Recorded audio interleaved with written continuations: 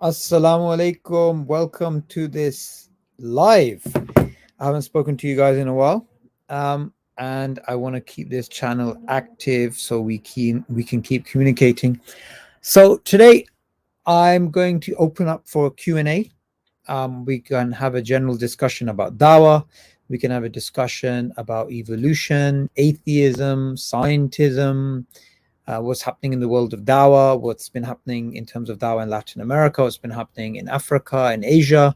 I'm going to be sending the link to anybody that wants to join. And I want to talk to you guys because that's what it's about.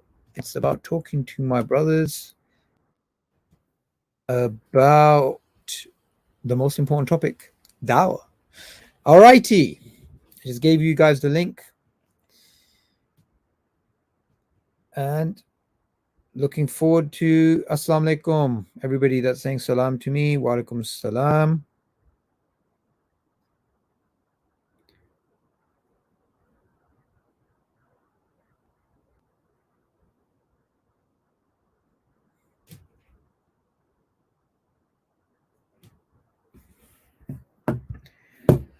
How do we balance between donating to dawah and also humanitarian crises going on? Okay, this is an excellent question.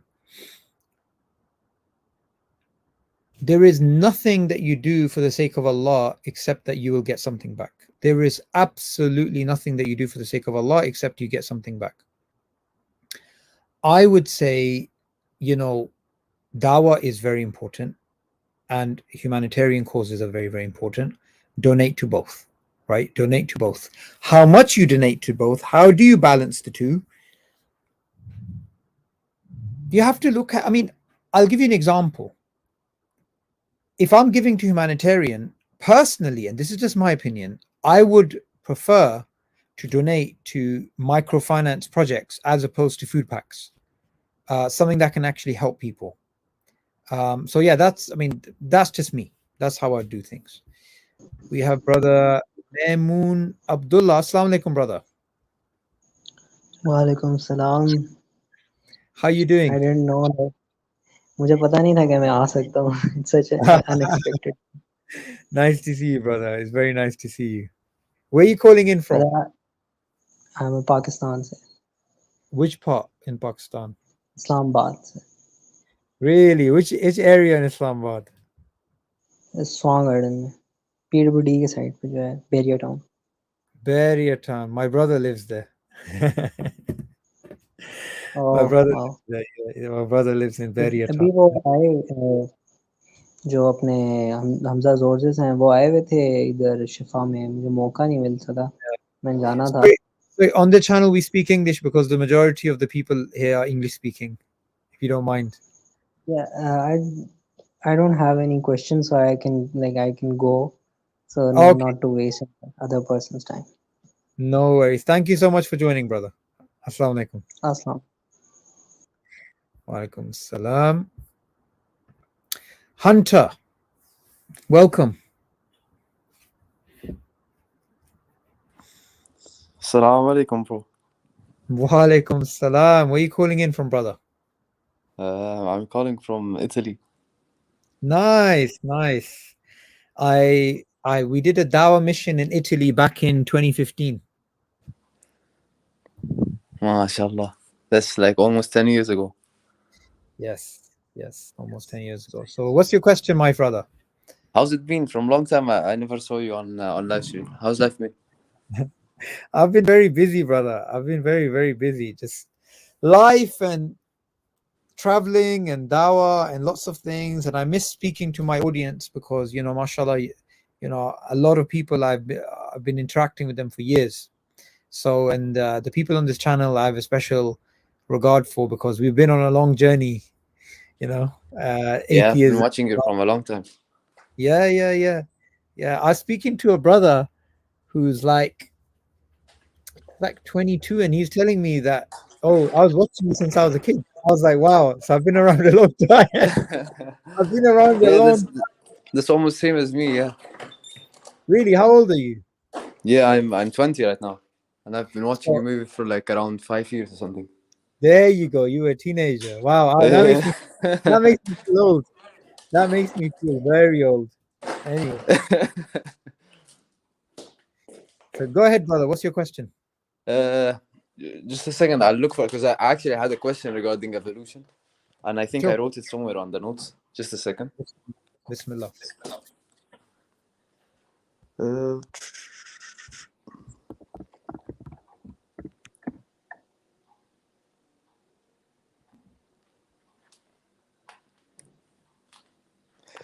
Yeah, like basically this thing, like I noticed in a lot of the like discussion regarding evolution, which is that it's kind of like, this is the note that I wrote, but it's like based upon the idea that I had, which made me write that note. So I'll just read out the note, yeah? Can you still hear me, brother? Hello?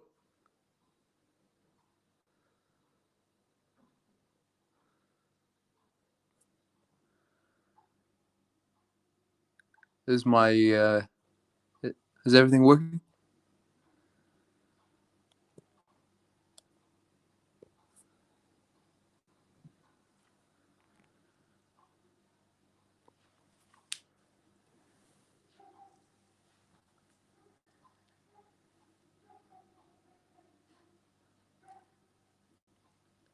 Hello, hello.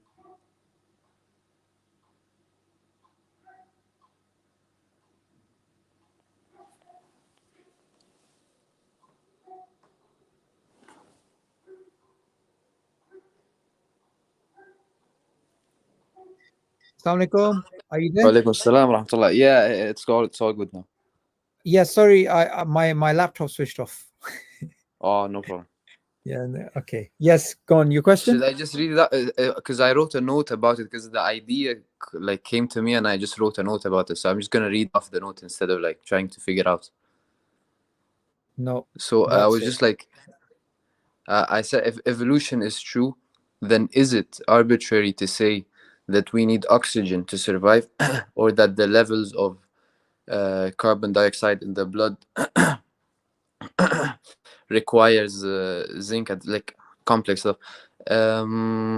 Because all these variables, like basically the point is, because all these variables you are mentioning is because you existed and saw it as such, and so you apply evolution retrospectively.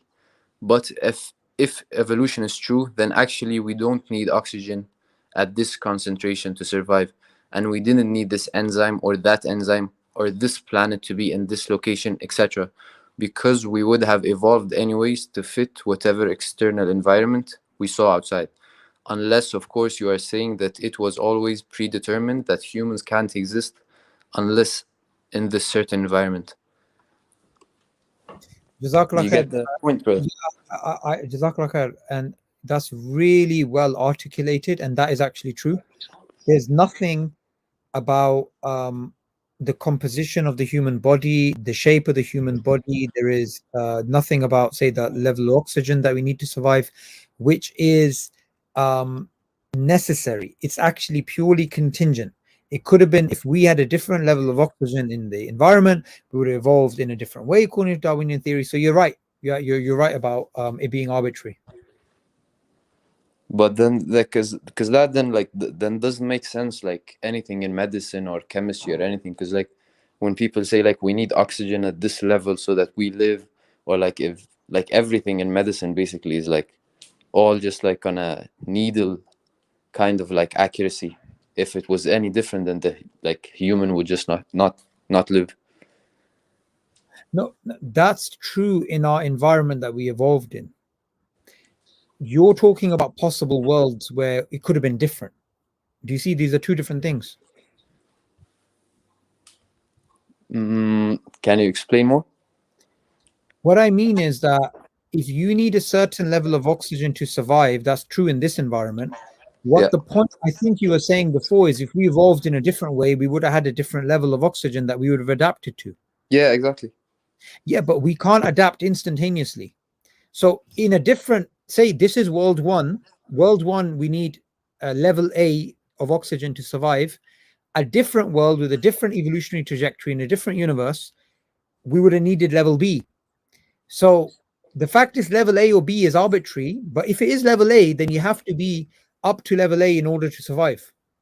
Oh, I think I remember why I even like said that. Yeah, because the reason why I had the idea was because of like, why isn't there life on any other place? Because if you say to someone, why isn't there life on, like, I don't know, Pluto or something, he says, oh, because it's like too cold over there, or like we're far away from the sun, and No, that's why we don't.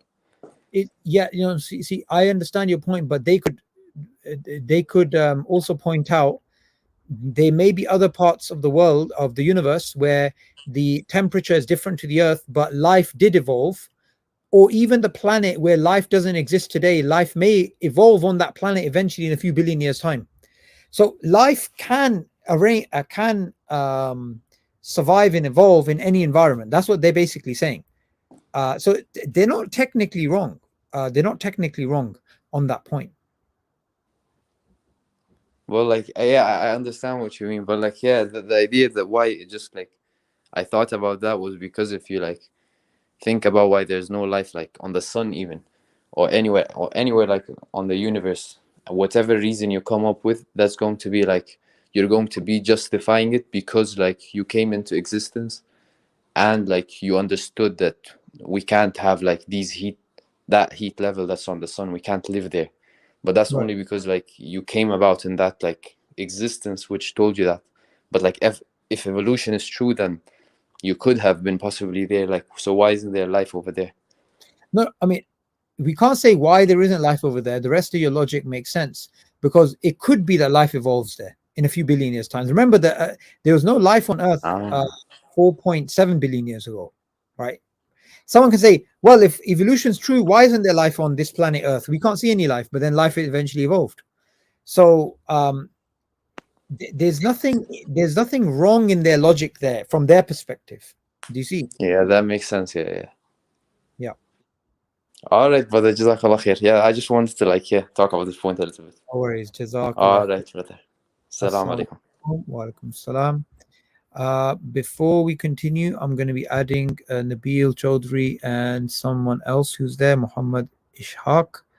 I want to just say this is the Quranly app, which I've been promoting for a very long time. I've been solidly promoting this on this channel for some time now, going back to 2020 when Isa Khan just launched the Quranly app. So make sure you download it. Make sure you start, building that relationship with the Quran, even reading 3 verses a day or 1 verse a day, and then build your habit, build every single day, and don't lose that connection to the book of Allah. So you can go and download that from the App Store. Brilliant. Next, let's speak to Nabil Chaudhry. Assalamu alaikum. Alaikum salam. How you doing, brother?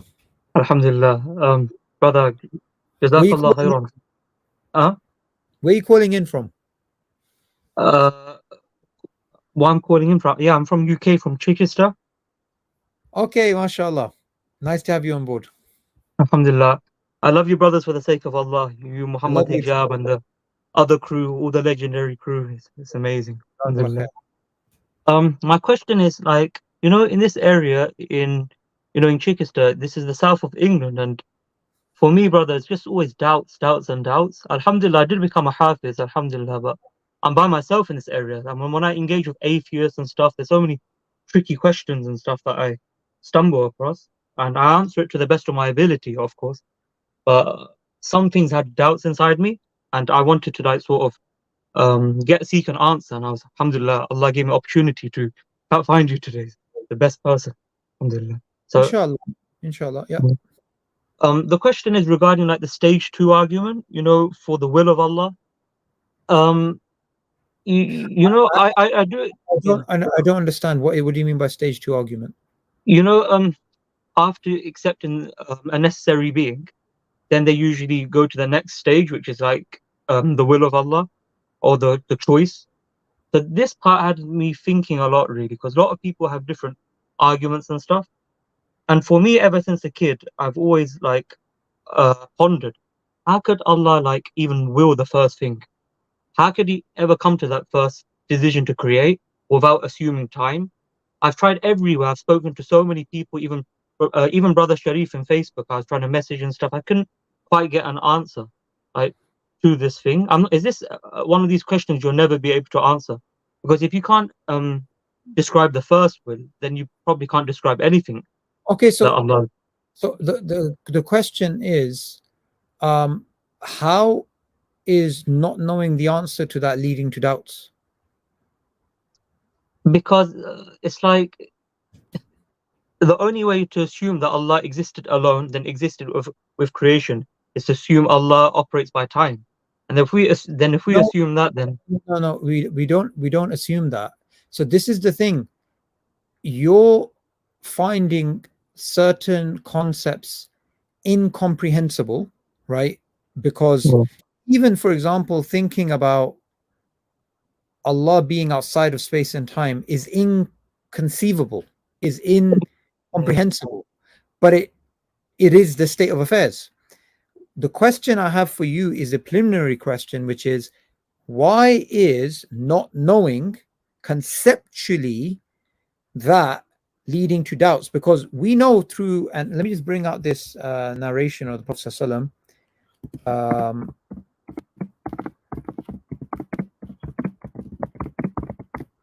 This is, so I'm trying to find the reference for this.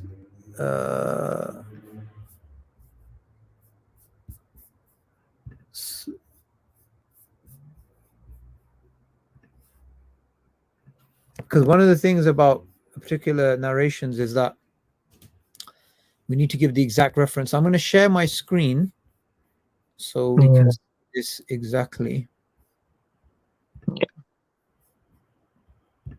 it's because people use words like Allah existed alone, and then they say he exists afterwards, he existed with creation. And when you say the words like moment or after, that's assuming time, isn't it? No, it's just not. In those very, no, it's because not. That's what it would mean. For us, is that what after means?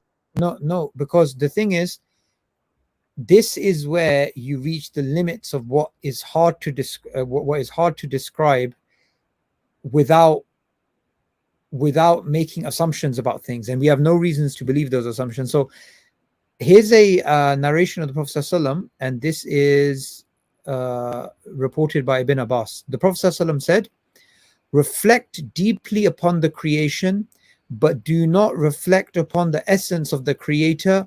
Verily, his essence cannot be known other than to believe in it." Okay, so the Prophet ﷺ here is demarcating knowledge which is knowable and knowledge which is unknowable, knowledge which is incomprehensible in essence, right? So the Prophet ﷺ is saying, do not even reflect upon the essence of Allah. And so that's what I would say. And one of the things which I usually hear from atheists and these types of people, well, how can you not understand this? But the thing is, even if you're an atheist, there's certain concepts which you just cannot, the mind cannot comprehend, right? It just cannot comprehend. You cannot go beyond certain points. Just like my hearing, I can't hear what's happening in Japan, but it doesn't mean what's happening in Japan is not happening or is incoherent or is inconceivable in reality. The fact is, my hearing is limited, my seeing is limited, my vocals are limited. There's certain limits on the mind, but the question to follow up to that, Nabil, is why would you not knowing the answer to that be a cause of doubt? That's what I'm trying to understand. I don't know. For me, it feels like you're appealing to some sort of magic in terms of Allah's will at that point, because it's like we can't comprehend anything. No, but then again, that's an assumption. You're assuming that it's appealing to magic. You're assuming it's in time. But the point that I'm trying to lead to based upon this narration of Prophet ﷺ is, why not accept that you not knowing something about the essence of Allah has no impact about your belief in Allah? The two are not intrinsically linked. I may not know how an iPhone works. I mean, say I'm really dumb and I can't understand, particular functionality about it. And even if someone breaks it down and tries to, it doesn't mean I can't trust this phone not to work, or I don't believe it actually, was designed well. So there's no link between your not knowing a particular thing about the essence of Allah, and your faith in Allah. The two things are completely unlinked. Yeah, so when Allah subhanahu wa ta'ala tells us he existed alone, then afterwards, are we meant to think that after No, meaning you're how not. we know after? No, again, who asks that question? Say somebody who, like, I read the same verse. I didn't think of that question. You thought of that question, but Yeah. thinking of that question, we don't have an answer. Why don't you stop there and say, there is no answer to this? It's beyond the human comprehension. And you go back to just your Yeah. Allah. It's just because all the brothers always make these arguments for will and stuff like this. And when the atheists say that to you, then how do you respond at that moment when we can't prove the will of Allah exactly? No. You literally respond in the way that I responded. You respond that our argument, when it comes to, say, the contingency argument or certain types of arguments, we make certain arguments. Other points, we literally say we can't logically even explain this particular point. We say, because remember, there is absolutely no field, even if you're an atheist, there's absolutely no field in which you can go back to the most basic elements of knowledge and then explain those. You always start off with something which is unjustified and cannot be rationalized. This even goes back to what Aristotle said some 2000 years ago. All knowledge essentially is foundational. There's certain foundations which you have to begin with. Think of it this way. Someone says to you, prove to me I'm drinking coffee. I can say, well, look, it's coffee. I'm drinking coffee. Here, do a pH test. Prove to me that actually you're drinking coffee in the real world. What if you're in a matrix? Prove to me that actually this is not just you being a brain in a vat and then you're getting all these sensory things happening to you. You have to start with things which are foundational. They cannot be proven, they cannot be justified. In any epistemology, it's not just to do with the essence of Allah. The question you need to ask is, does me not knowing the answer to this cause me to doubt the faith in Allah? And it's a non sequitur. There's no link between A and B. Would that not mean, brother, that we just stop at the necessary being? What if just someone says, like, panpsychism, for example, that's where it was, like everything's conscious, or the energy or something is conscious or something like that? Yeah. Because we can't really justify will properly. So if we could stop at necessary being and not go to the next thing. No, what we need to justify is the bare minimum. So we can justify the fact that the universe did come into existence. When we are making pure, look, this goes back to essentially, are we talking about the God of the philosophers, or are you talking about the God of Islam, the God of the prophets? In philosophy, you will break down everything to the first type of principles, but then you'll have to stop at certain places because you can't go beyond that. In Islam, we have input from the Quran and the Sunnah, and that input from the Quran and the Sunnah, it demarcates certain things. So, for example, this narration of the Prophet ﷺ, if someone was to use this narration, they could come up with the design argument. Okay, they could come up with the design argument. Now, someone can say, fair enough, you've come up with the design argument using this reflecting on creation. However, what does the designer look like? What color is the designer? Now, these things are absolutely absurd. They don't make any sense. To ask, what is the color of the designer? What does the designer look like? And therefore, an atheist says, therefore, your argument's batil, therefore, your argument's false, because you can't tell me, or you can't show me a picture of the designer. We would say, we can show there's a designer using the design argument. All of your follow-up questions does not negate there is a designer, and us not knowing how to address those particular questions that you're saying that I want to see God or whatever, it doesn't negate that there's a designer. The same thing I'm saying to you. Nothing of you, there is no element of you not knowing the answer to certain questions, meaning that it affects your faith in Allah. These are two different things. I sort of get, brother. Yeah, you're probably trying to say, I think, like, from working it from down to upwards rather than from Allah to downwards, sort of thing. No, I'm not. Let's go back to the design example, because I think that's strong. Okay. I use this narration of the Prophet ﷺ to come up with a design argument. Okay, so I say, okay, there is design because look at this flagellum, look at this, look at the design of the camel, whatever it is. Someone says, okay, where did the designer come from? Say I don't know how to answer the question using the infinite regress or God being eternal. Say I don't know any of those things. Yeah. Even though we know how to answer the question, who designed the designer, we actually know how to answer it. Even if I don't give him an answer, it doesn't negate my argument for a designer. So what it does is it leads to two possibilities. Either the designer is designed or the designer is uncreated and eternal. There's only two possibilities. Me not knowing how to justify either of those possibilities does not negate the argument I made for the designer. Do you see the link? Yeah, I get what you're coming from, brother.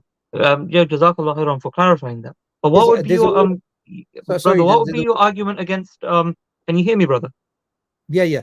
I was saying the brother Bilal Butt gave a good question, which is not knowing the mechanics of it doesn't deny existence of a thing. That's another way of putting it. Does that make sense? Yeah, brother. But just my other ones, because obviously I don't want to eat. Yes, brother. Because obviously I don't want to eat too much time, and there's probably a lot of people waiting and stuff. What would be your counter, brother, to just say panpsychism and energy?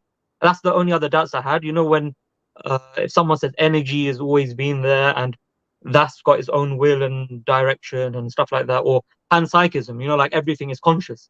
Because you know in Quran and stuff, it alludes to that as well, like panpsychism in sort of way. Okay, so this leads me to bring back the point that I said earlier.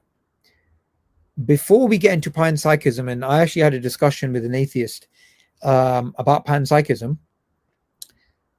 Why would you not knowing how to address panpsychism mean there is a doubt that you have about Allah?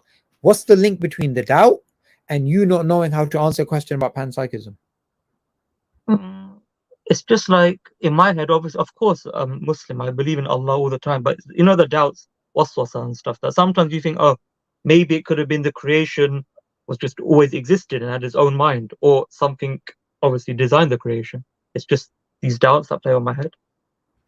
I don't know if whether these are doubts. This might be your issue to do with OCD, right?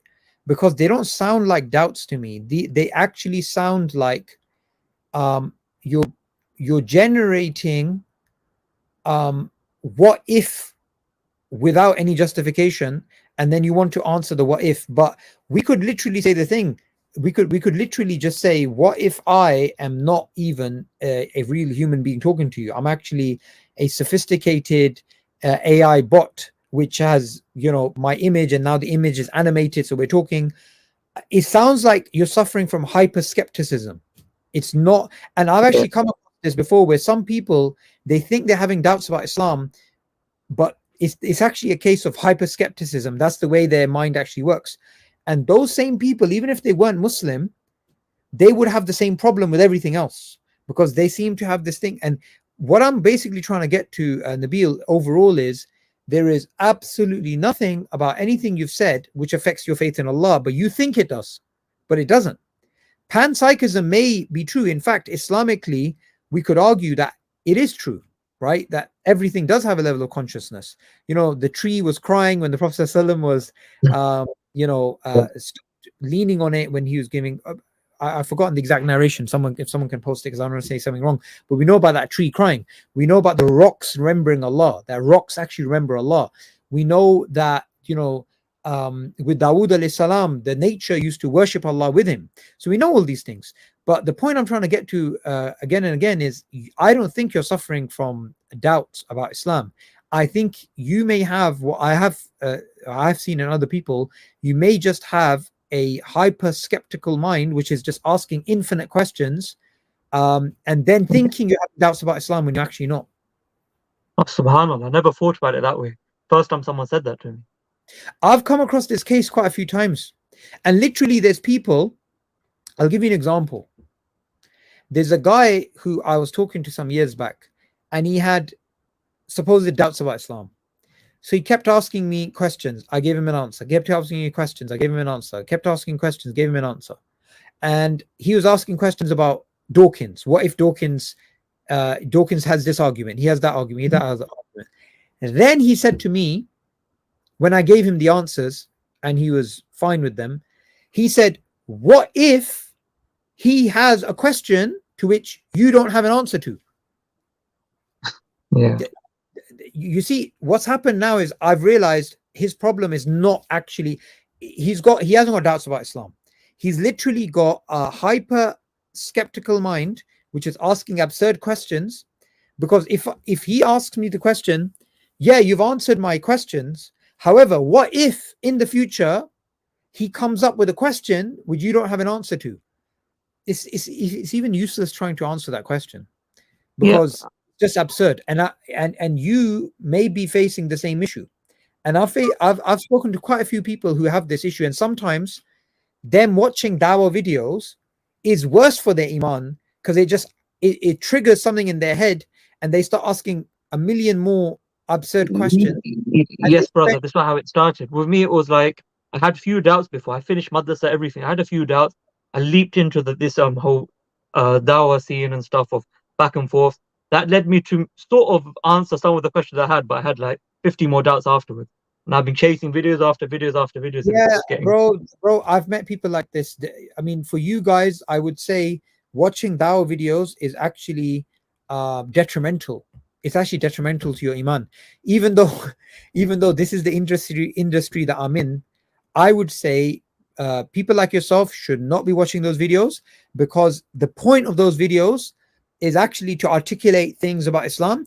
If somebody is watching those videos and is causing them this type of issues, it's actually the opposite of what the intention of the videos is, which is to bring people closer to Allah.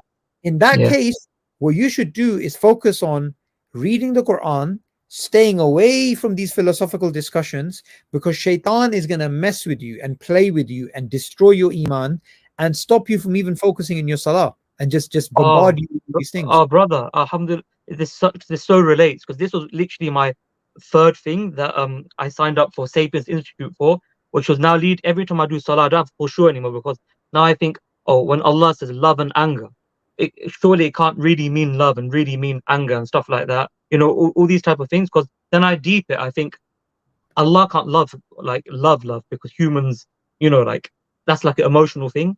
And then it plays on my head. Then I think, no, of course Allah's not like humans. We can't ascribe love to him and stuff like that. And then it affects me in salah time. I don't know how to combat this issue. Like I'll tell you exactly how you combat it. There was a man who had a gold ring. He had a gold ring. And it was a gold ring from which he believed it was like a lucky charm. The Prophet ﷺ took it off and he threw it on the floor, right? And then one of the Sahaba said to this man, you can pick it up and you can sell it, because obviously wearing it is haram, because he believes it's a lucky charm. And the Prophet ﷺ took it off and threw it. The fact is, he said, I will not pick up what the Prophet ﷺ threw, as in what he threw down. The obedience to Allah's messenger was such that there was a piece of gold on the floor which he could have sold and melted and made money, and in Arabia people were very poor. He refused to follow his nafs, to sell that gold, to pick it up, to do anything, because Qala Allah is enough for him. Whatever Allah said is enough. Allah says, obey Allah and his messenger. Done. Obey Allah and his messenger. Done. Read this hadith of the Prophet ﷺ. Do not reflect upon the essence of the Creator. Done. That's it. Brother. Tell these doubts to pee off. Inshallah. Ever jump on a dawah channel, videos, anything, my brother, which leads you away to getting closer to Allah, kick it out of your life. If Inshallah, that means brother. watch my channel again, no problem. Because I've seen brothers like yourself and sisters like yourself, because you have this particular issue to do with generating doubts, I've seen you guys destroy your lives. I've seen people live lives of torture where they're literally all day and all night. And Akhi, I'll tell you something. There are some people I had to block on my WhatsApp, because I answer a question, another question. I answer a question, another question. I answer a question, another question. I answer a question, another question. They lost the plot. They literally cannot handle it. They are continuously asking. And my advice to them and to you is, will you obey Allah's messenger? Will you not obey Allah's messenger when he told you, do not reflect upon the essence of the Creator?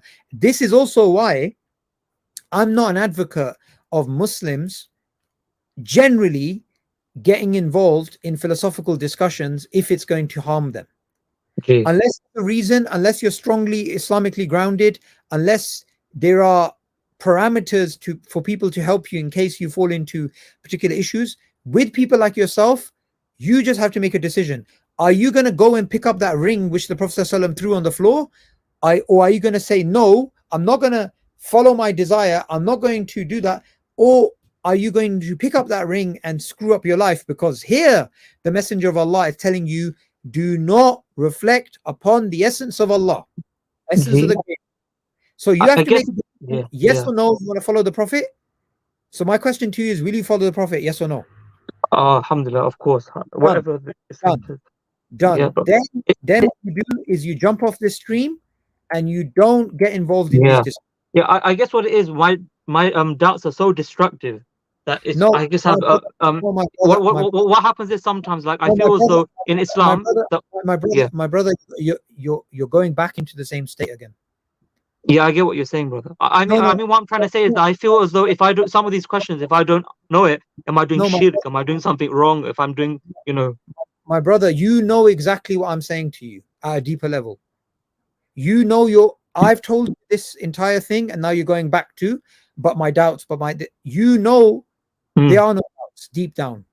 Why? Okay, Yeah. if you really, okay, let me ask you something. Yeah. Did you pray Asr?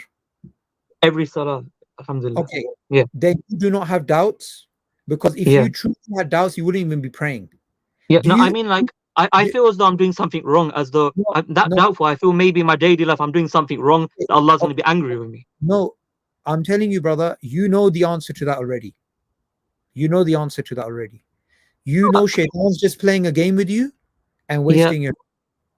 No, Shaitan, I mean, like, if I do salah now and I do sajda, and what I think is, am I doing it for Allah? Or am I doing it for myself? If I think I'm doing it for Allah and that makes him happy, then naturally in my head I think, is Allah really becoming happy because he can't become happy? Is it right for me to think the fact that he becomes happy? Because if I think that maybe I'm doing some type of shirk or something like this. No, but brother, you're basically doing the same thing which I said you shouldn't be doing. What should I be thinking then at that time of making Allah happy? Okay, listen, clearly there is a problem here where every single question that you have, you go back to some sort of, okay, but what does love mean? What does this particular mean? But that's a human emotion. Clearly what you need to do is to stop any reflection about things related to the essence of Allah, and you need to do the Islamic duties of the prayer and the fasting and the charity and those things, and do not get involved in this. Shut off your brain. Whenever your brain starts coming up with these nonsensical things, shut it off. Don't talk about it. Don't think about it. Are you going to pick up that ring, or are you not going to pick up the ring? The Prophet threw the ring on the floor. Do you want to pick it up? No, you don't. The Prophet ﷺ is telling you, do not reflect upon the essence of the Creator. You know, in the past, my brother, heresies came up because people did not have the discipline to stop themselves from actually going into areas they should not have gone into. That is the difference. That is the literal difference between the orthodox Ahlul Sunnah wal Jama'ah and all of these groups, these deviant groups that came about, like the Mutazilites. They just made the Aql their ilah. They made the Aql their taghut. They made the Aql the most supreme thing. And then they said, we don't understand this. Therefore, they challenged us in the Quran. Anything that did not make sense. And so what you want to do is, I'm telling you, my brother, I'm being honest with you. I am going to save you. How old are you right now? 27. 27. Either you're going to listen to my advice, and by the time you're 57, you're going to have a next beautiful 30 years, or you're going to have a miserable 30 years because you're not listening to my advice. I'm being very honest with you because I have dealt with quite a few cases of people who have the same issue you have. They literally have the same issue. So you have to make a decision. pick up the ring, not pick up the ring. Let my mind wander off and cause me issues, or actually just stop and follow the Prophet.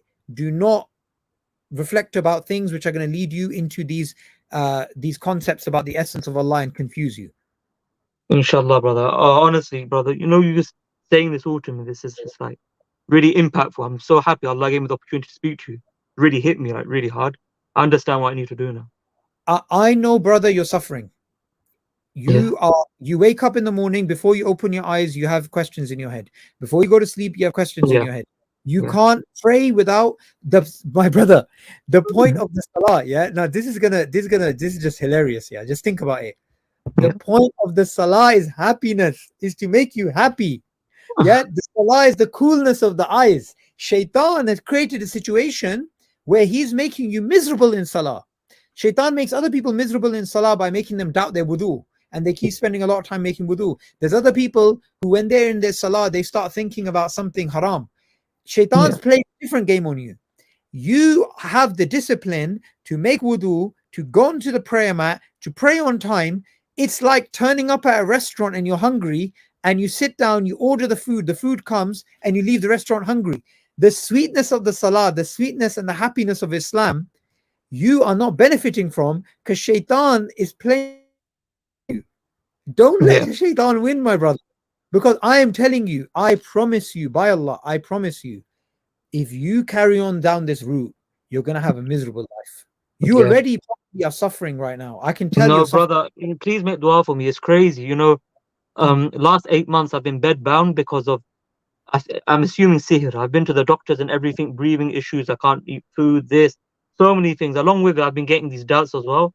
My life has been a hope for the last 8 months. And I've just been in bed. I don't know what's been going on with me. And if you fix this problem, bro, it could be that.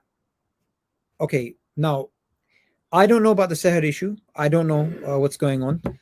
People do have sihr. I mean, I've dealt with people that had weird things with them. But what I'm saying, my brother, is just stop. Don't pick up the ring. Don't pick up. Inshallah. And any sihr, any things. You say your morning, evening du'as, you say your quls. I want you, Nabil, to live a happy life. I am not gonna, you know what? You wanted to leave this conversation a little while ago. You said, oh, you don't want to take up too much time. I could have just said to you, Nabil, thank you for your time, move on. I want to help you. I want people who are watching this video who have your problem to see you, because some of these people, they do jump onto dawah channels and the same thing. You answer 1,000 questions, they have another 1,000 questions. And I want you to actually live a happy life. Honestly, that's what I want for you. And if you don't pick up the ring, you're going to have a happy life. If you pick up that ring, that cursed ring, you're going to have a horrible life. So don't pick up the ring, and just focus on yourself. Focus on positive things. Focus on reading the Quran and switch off your brain. Switch off your brain to the absurd questions and focus on the good questions. Here the Prophet ﷺ is saying, reflect about creation. Switch on your brain and watch nature programs. Read biology books. Read history books. Read things which are to do with the human psyche. Make yourself a happy person. Shaitan hates you because your father, he had to bow down to. He had to bow down to Adam alayhi salam, so he hates him, and therefore he hates me. He wanted Adam alayhi salam to be miserable. He wants you to be miserable. So don't live your life. I like what this brother or sister, I don't know what it is, said.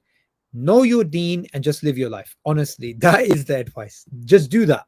Do that. Happy life. Inshallah, we'll bump into each other maybe one day. And inshallah, Jazakallah khairan, brother. Really, I love speaking to you today. Yeah, may Allah reward you and bless you with every good you're doing. Ameen. Jazakallah khairan. Assalamu alaikum wa rahmatullah. Wa alaikum assalam wa rahmatullah. Okay. We'll go to Nakman, gone. We will go to Huria MZ. Assalamu alaikum. Assalamu alaikum. How are you, my brother? I'm fine. I'm amazing. Thank you for asking. How's your day? Yeah, alhamdulillah. I have my coffee. I'm happy. Good. Brother, I have some doubts about Shiaism. Can you answer those, or should I go on a different question? I don't know much about Shiaism. All I know is this. That is deviant. No, all I know is this. I had some. This is really funny. Yeah, I had some Shias trying to convert me some years back. Right. Okay. I had some Shias trying to convert me a few years back, and I'm honestly going to say something really embarrassing now. Yeah. So they gave me this book called Peshawar Nights, and it started making me doubt Sunnism. Right. It actually made me think, wow, they're using all these references from Bukhari about Ali and this and that, and oh, this happened and that happened, and I didn't know about this, and the fitna of the Sahaba and this, and like I'm getting all these things, and oh, the Ahlul Bayt and the Ahlul Bayt. And then what happened is I came across one of their books which had clear shirk in it, just blatant shirk about the Imams controlling the universe, every atom. Okay. Once I realized they have shirk, they call upon other than Allah, they call upon the Prophet, they call upon Ali, they call upon Fatima. They basically are committing shirk. Then after that point, all my doubts about Shiaism disappeared, because I thought to myself, it doesn't matter if you give me all the evidence in the world that Hazrat Ali should have been the Khalifa. If you are ultimately committing shirk, and the very message of the Prophet ﷺ is not to commit shirk, then obviously Shiaism's false. After that, I couldn't care less. Like I would never debate a Shia. I would just simply say, so you believe Abbas, you call upon Abbas, Fatima, whatever. Okay, you believe in that. Okay, thank you for your time. Bye-bye. Like, that's it. That's my entire interaction with Shiaism. I have no concern about any other thing they bring up, and that's my honest advice to you. Other than that, please go to Fareed. That was one of my biggest problems as well. But there are Shias who don't call upon Ali. For example, they don't say Ya Ali, but they believe he is an Imam. So if we put the shares aside and a large amount of bid'ah aside, the core difference between the Sunnah and Shiaism is Imamah. So, I talked to the core difference. I don't agree with that. That is not the main difference. You can go to Sunni Discourse. There's that's a really good channel, and Fareed responds about, if they are saying Hazrat Ali should have been the Khalifa and we're saying it should have been Abu Bakr, that's a different discussion, and that's something you can go to other channels, you can find out information. But I'm just telling you something, the 12 Shia are the majority. The 12 Shia represent that is, and they do call upon other than Allah. They do. So khalas, that's it. No, I know. But like the thing is, I used to be a Shia, and then after a lot of research, I became Sunni. But I promised my parents that I will do research about Shiaism again. And after that, I talked to a Shia. I don't know if he's a scholar or not, but he is knowledgeable. And he referenced some Quranic ayahs about Ibrahim becoming Imam, and a lot of details. And that caused me a little doubt, but I still didn't convert to Shiaism. So, but since I live in Iran, I don't know any Sunni scholars, and there isn't a lot of Sunni masjid here, so that I can go to. So I wanted to ask you if, but I have another question that is general. After this, I can ask that. Yeah, sure. Let me. There's a brother who is ex-Shia. He's on Twitter. Follow him. I don't know why I forgot his name. Ibn Hussein. So can you give me his @ on private chat? Yeah, so Hassan Sharmani, that's the brother. I don't know how I forgot his name, but anyway, what I'm gonna do, my brother, I'm gonna share my screen on Twitter or X, whatever it's called. Can you see this guy? Yes, I can. This guy, Hassan Sharmani, message him, right? Message him, and Okay. this guy, like, he knows his stuff. Like, you know, he proper knows Okay. his stuff. He was a practicing 12er, right? Okay. There's pictures of him at their main sort of places. So yeah, just contact Okay, him for show me the at again. Just show me the at again. this guy, Amazing. Ibn Hussein 1424. Hassan Amazing. Sharmani. Okay, I have a general Yeah. question now. I have two questions. Wait, Can I wait. ask you only one? If it's regarding atheism and stuff, I can do it. Shiaism, I can't really do. No, not Shiism. One of them is atheism. One of them is just Islam, Quran. I have two questions. Okay. Anything regarding Islam, I can't really answer. Like anything about like fiqh or Islamic rulings or things like that, because I'm not trained in any of those things. Okay. But atheism, That's I okay. can. Okay. How can we know that the universe is not the start? How can we know that the universe itself is not the necessary existence? For example, someone say no, universe Yeah. didn't come out of nothing, but it's the start. Like universe was always there. Yeah, the universe is a brute fact. But then you would say that the universe is contingent. So what I would say is look up Hamza's book, The Divine Reality, and he goes over the contingency argument and this issue in particular in much more detail.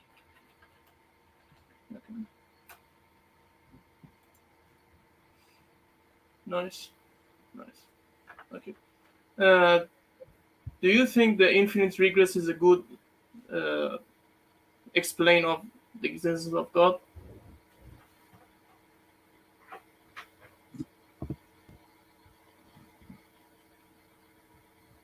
Sorry, say that Can you again? hear me? Yeah, say that again. Do you think the infinite regress explanation the infinite regress argument is a good argument for God, or there are better ways of proving God?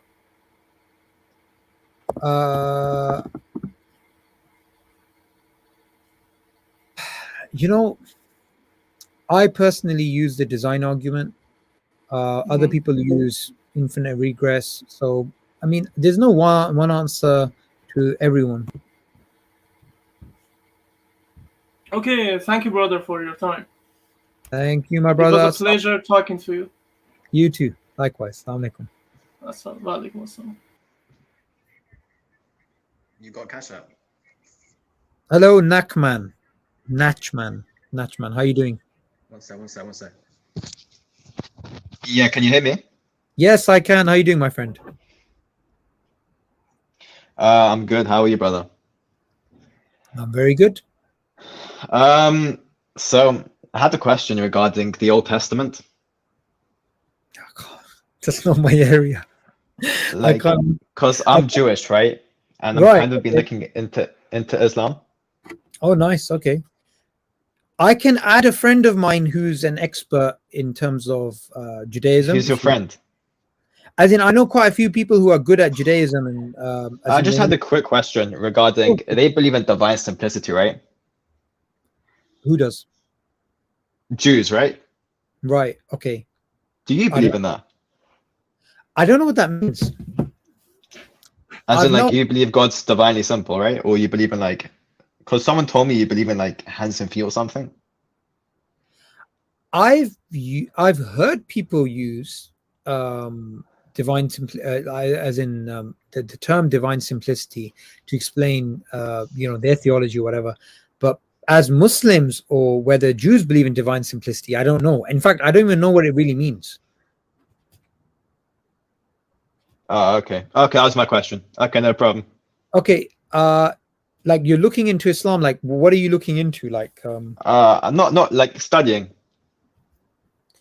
Okay, so like last week in Speaker's Corner, the week before, I was speaking to a Jewish person, and some Jews don't even like, the belief in God is like they're Jewish, like ethnically, not religiously. Like you believe in God, Yeah.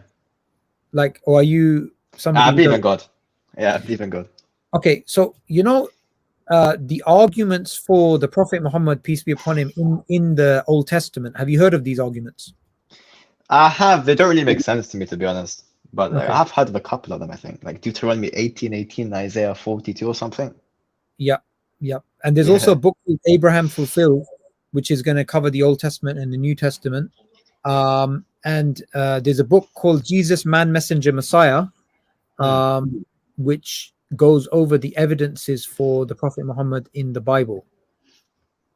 Right. You know Yeah. any any of it? Because be honest, is that online or? What I could do, give me a second, I'll find something for you. 'Cause I don't like reading like handheld books. You know what I'm saying? You like reading online books, or you like watching Yeah, talks? on my phone. I like watching what? Or are you somebody who watches talks? Both, to be honest. Where would you say is like the best argument for like Muhammad? Would you say like being prophesied in like the previous scriptures? I would say it's Deuteronomy 18:18. But this isn't my area, but that's the most common thing I've heard, and I found it to be really solid. And You I found it haven't convincing. yeah, and I haven't found anybody actually responding to it. In fact, Right. one of the things that's very hard to explain. So in the chat, I've posted a video. You can Okay. watch that. You can watch that video, and also I'm finding. Oh yes, the Forbidden Prophecies book. In regards to Deuteronomy 18:18, you said like no one's responded to it. What do you mean by that? Like no one can refute it? Yeah, I mean, no one has challenged the points raised in that book. Don't we just say it's like a Jewish prophet or something? I mean, the whole You could just say point, it's a Jewish prophet, right? because no, that wouldn't. Good. I just remembered. That wouldn't be possible because clearly the prophet being referred to is from the children of Kedar, and Kedar is from Ismail, and the Jews come from Isaac. Where does it say it's from the brothers of Israel? Doesn't it say it's from within the brethren? Say that again. Doesn't the verse say it's from within the brethren of Israel? Or does it say from the brothers of Israel? No, it mentions Kedar. It mentions Kedar. In Deuteronomy 18:18? You're confusing Isaiah 42 for that one, by the way. Well, that's fine. Okay. So I think the way that I've seen this argument put together is I'm actually going to go to the actual page to share it with you. Are we going to Deuteronomy 18:18 or Isaiah 42? Okay. Actually, do you know what? You're right. That's Isaiah 42 and Deuteronomy 18:18 put together. I'm trying to. Can you see my screen being shared? Yeah, but my phone's small, so I can't really enlarge it because I'm on like one of these like silly like live things. Do you know what I'm saying? Because I'm on the show, I can't see it big. Can you see the link that I posted in the chat? No, because I'm on like the show thing. You know, when you're on this live stream, you can't see what's happening on the chat or anything. But you can go to the chat afterwards and see the link. Yeah. Okay. Yeah. Go on. In fact, I can post it as a comment, which is here. So afterwards, you can go in. You can click on this link. So it's too small for this to be read. But when it comes to the Prophet Muhammad, peace be upon him, in the Bible, in the Old Testament, let me put in Kedar. Let the wilderness and its towns raise their voices. Let the settlements where Kedar lives rejoice.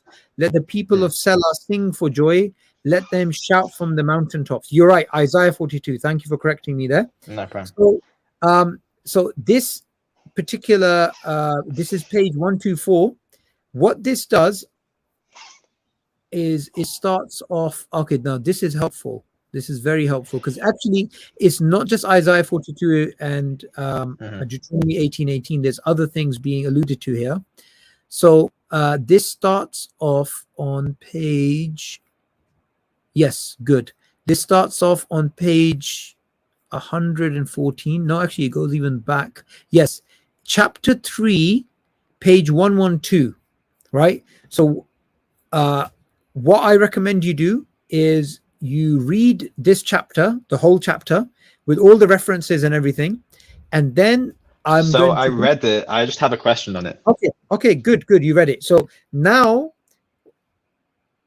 what I was going to do was give you my email address and also bring somebody who's an expert in terms of this particular area. I need to go in a minute because I have to go to Shabbat Brachas, but I'll give you a question before I leave. So if this verse is indeed regarding a singular servant, then please demonstrate to me why the verse establishes the servant as a group of people. In verse 6, it says, I, the Lord, in my grace have summoned you, I have grasped you by the hand, I have created you and appointed you a covenant people. It says Lebris Am, as for a covenant nation. So if this is indeed regarding a singular person, like Muhammad, for example, please demonstrate to me why this verse mentions the servant as a plurality of people. Okay? Where is that? Which verse 6? I'll just read the Hebrew. Ani Hashem, I God, Karasicha Besedek, I've called you in kindness, V'chazeik, and in strength, V'yodecha by your hand, V'yorascha Nechem, and I've appointed you and made you Lebris Am for a covenant nation, La'ar Goyim, and the light to the Gentiles. So there you go. Have a good day, sir. Take care. Okay, that I've never heard that contention before. Whoa, where have you gone? Oh, okay. Maybe he's going to join us next time. But there's a brother called Proving Islam, who is who's a specialist in terms of this area. I've never heard that contention before, and it's an interesting contention. I don't actually know the verse he's referring to. That would be helpful. But what I'd like to do is, if you're going to be watching this stream afterwards, please get into contact with me on my email, darwiniandelusions@gmail.com. We can do another live stream where I have you, I have the author of this chapter, I have the brother Proving Islam. So all of your contentions, because I'm guessing it's not just one contention, we can go over it. Now, you've said it mentions a group of people rather than one person. That I don't know whether that deduction can be made, because we have to go back to the lexical root of the words and what is being referred to and how that word is being used in the same way in other parts of the Bible, right? So if it uses that word, is it referring to a person or is it referring to a nation? So that's just off the top of my head one way I would address it, right? Because it's not enough to say here is referring to a group of people because this word is particularly used, because other times in the Old Testament and in the New Testament, words are being used and the lexical meaning can be multiple. It can be a person or a nation, but depending on the context, it's a person or a nation. And we have something similar in the Arabic language. We have, for example, Allah uses the word we, right? Does that mean Allah is plural? No, because in that context, we is singular. So this is where we have to get into these points. The other point which you mentioned is about why can't it be a Jewish prophet? Because it's from the children of Kedar. So the verse I actually brought up, I'm going to go back to it.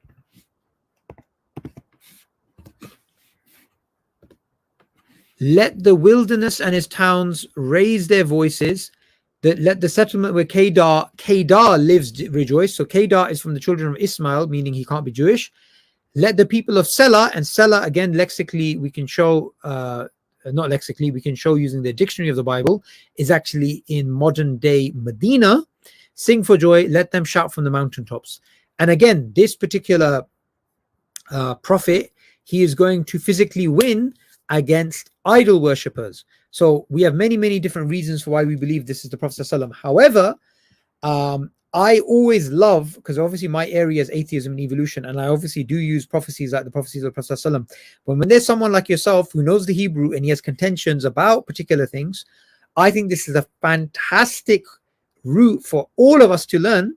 And I'll be happy to set up a debate on this channel between Abu Zakaria, Proving Islam, yourself, and I can host it and we can have a discussion about all of the contentions of the Forbidden Prophecies book and what's actually mentioned there. All right, good. It's actually Maghrib time now. And oh my God,